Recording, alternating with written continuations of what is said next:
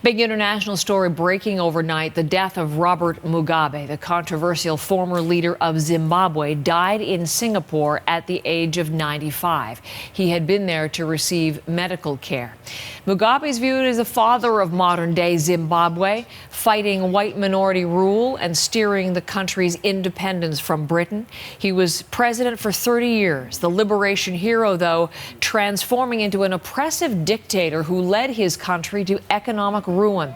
A military coup in late 2017 eventually ousted him from office. Cameron McIntosh is in London with more on the story of Robert Mugabe and what people are saying about him today. Yeah, Heather, we're seeing reaction coming around the world, and as you mentioned, he's a hero to some, a murdering dictator to others. And what's remarkable about this is that Robert Mugabe is being remembered that way by a lot of people who see him in both lights. So Mugabe led Zimbabwe to independence in 1980 from Britain. He rose from a guerrilla leader to basically the father of a nation.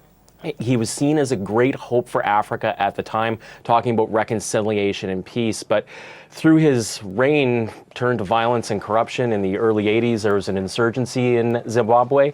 20,000 civilians were killed during that insurgency as it was crushed.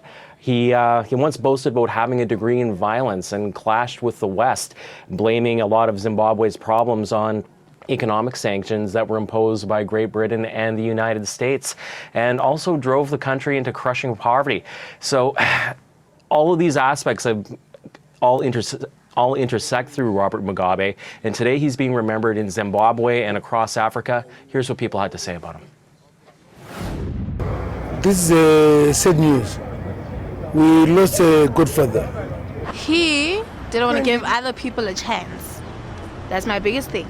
Now we have a huge problem just because he couldn't control his people. Okay, so yeah, it was time. He was a dictator to others.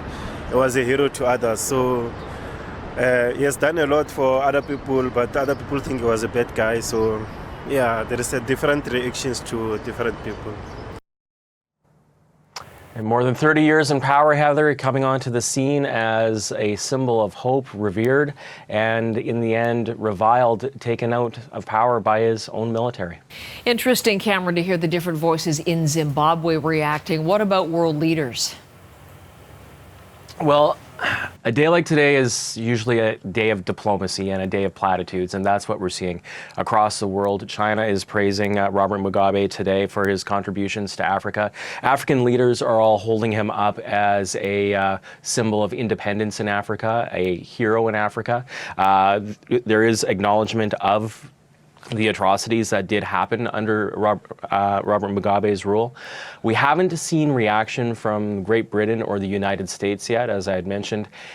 Through his tenure, through his reign, he spent a lot of time criticizing the West and blaming Zimbabwe and Africa's problems on the colonial legacy.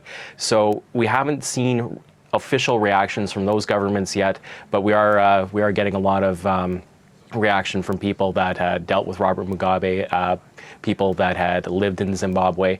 A lot of it very mixed reaction, a lot of it very passionate. Cameron, thank you very much. Cameron McIntosh in London.